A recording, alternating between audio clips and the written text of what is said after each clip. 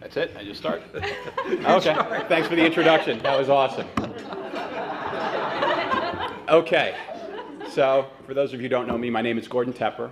I'm the communications director in the city of Long Beach. And I guess the reason I'm up here is because of Hurricane Sandy.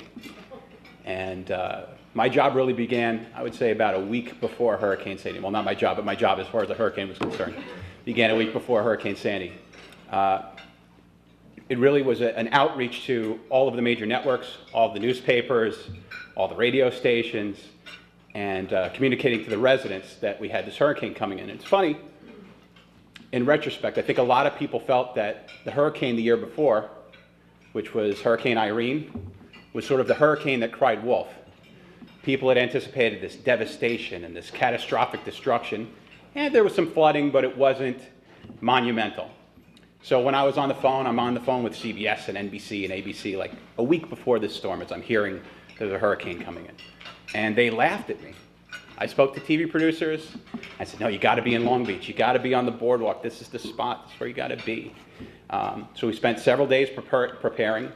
All the major department heads, our public works, our building department, city manager, city council, fire department, police department, and all of that. And the PR department is really department of one. It's just me. So I had my hands full. And as I said, it was a media outreach and also residents. So we made a number of robocalls to every household in the city. Ultimately, it was a mandatory evacuation ordered by our county executive who's here and will be receiving an award. So we had to notify them through robocalls. We did email blasts. We did text alerts. We were on every network you can think of. And then the storm hit, and Long Beach was in ruin. And that night that the storm hit, I was out with the city manager and the public works commissioner. We were driving around until it just got so bad that you couldn't be on the road anymore.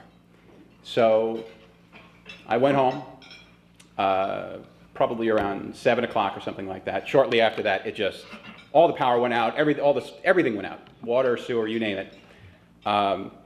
And I woke up at about 1 in the morning, and I went to look out the front window, and just coincidentally, a gigantic vehicle pulled up in front of my home, and out came the city's lawyer, corporation counsel, was walking up the steps to grab me, to bring me to City Hall.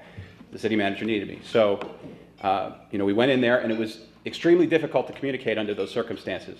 As I said, we had no power, cell phone service was bad. That we could. Intermittently, I had a wireless card, so I could update the website and Facebook and try and get out there. We had one cell phone that would work periodically. And that morning, actually, County Executive Mangano was there. I saw him in the police commissioner's office at 4 in the morning or 5 in the morning, and he helped, as did a number of other individuals, bringing resources from New York State and all over the country, in fact. We had disaster assistance teams there. It was a remarkable thing. And what was really peculiar or kind of crazy about this was, in this age of high-tech communications, which I believe in, and I think that really is the future, under these circumstances, we had to resort to the most low-tech things possible. Paper flyers, police driving around with bullhorns, whatever form of communication you could think of, we were using it. We were doing phone interviews with News 12 5 or 6 times a day, because News 12, actually, at that time when nobody had TV, they were simulcasting on the radio, so maybe people would hear it there.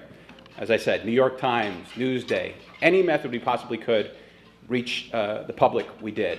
And I guess I'll just leave it with this. This is what I think will probably be my legacy, which is, we did all of these great things, and flyers and phone calls and emails and the whole bit, but my favorite one is because I would have to, very often I'd be scripting things for people to say or update announcements that would go out, and I wouldn't really know where they would go all the time. If it was a media reporter, I'd probably be there, but if somebody was bringing it in the streets or if somebody was doing the bullhorn. My favorite one, which actually went up on like a comedy website, somebody sent it to me, I couldn't believe it, was we had these gigantic police signs. You would have huge sign, but it would be 3 rows, 8 characters each. So you had to put succinct messages on these. You couldn't, you can't write a whole paragraph. You just got to get straightforward and to the point.